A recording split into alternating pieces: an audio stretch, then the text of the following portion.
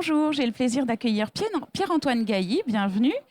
Vous êtes président de la Chambre de commerce et de l'industrie de Paris-Île-de-France. Alors j'ai envie de vous demander, vous qui êtes au contact des entrepreneurs au quotidien, comment vont nos entrepreneurs ?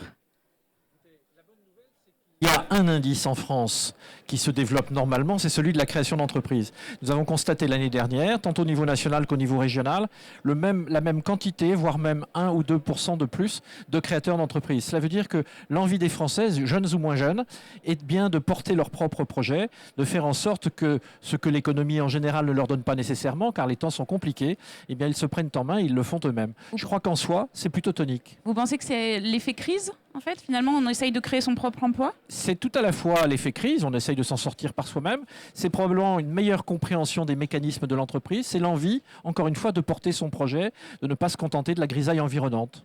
D'accord. Alors comment la CCI, justement, accompagne ces entrepreneurs ? Est-ce qu'on peut citer quelques exemples de dispositifs particuliers ? Les dispositifs d'aide, ils sont classiques, ils sont connus. Je voudrais insister sur un de nos domaines d'activité qui est celui de la formation, et notamment le fait que tout élève chez nous, dans quelque discipline que ce soit, la carrosserie automobile comme la cuisine, on y reviendra, mais aussi des réparateurs d'ascenseurs et pourquoi pas des jardiniers. Eh bien tous ceux qui acquièrent un enseignement technique, on leur propose en même temps une formation à la gestion, de façon à ce qu'il ou elle puisse être simultanément de potentiels créateurs d'entreprises. Et on accompagne le mouvement au-delà même de leur formation diplômante, puisque là où classiquement il y avait des incubateurs dans les grandes écoles de commerce, ceci existe depuis plusieurs années, nous avons maintenant un incubateur qui est ouvert à toutes les autres, qui s'appelle Incubaschool et qui accueille indifféremment un élève de Gobelin, métier de l'image et du numérique, ou bien un élève de Ferrandi pour la gastronomie, ou bien encore quelqu'un de l'école des parfums. Donc on a une sorte de continuité entre ce qu'on leur apprend, la capacité de les accompagner au sein de cet incubateur, et après les services d'appui aux entreprises classiques de la Chambre prennent le relais. Donc c'est un cursus complet et on a de très très jolies réussites. Il y a pas mal de belles histoires à raconter.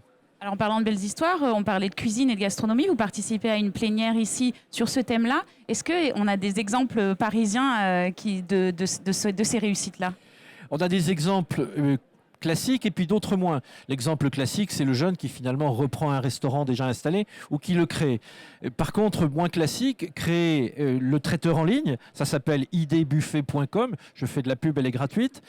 C'est une version qui n'existait point. C'est un élève de Ferrandi qui a fait ça il y a une dizaine d'années. Dans un tout autre registre, créer les portions magiques. Comment, à distance, vous commandez les portions pour votre bébé. Ou bien comment une crèche peut aussi, de façon plus collective, s'approvisionner en ligne et se faire livrer directement. C'est un élève de la promotion 2010. 2010, c'est hier. Et on voit bien que, soit dans des secteurs traditionnels, soit dans des choses qui le sont moins, il y a aussi du numérique dans ces métiers. Il y a aussi de l'innovation dans ces métiers. Et Ferrandi, qui est une des écoles de la Chambre, y participe pleinement. Mais on pourrait donner d'autres exemples en matière encore une fois, de digital ou d'animation. Monsieur Gailly, merci beaucoup. Merci à vous.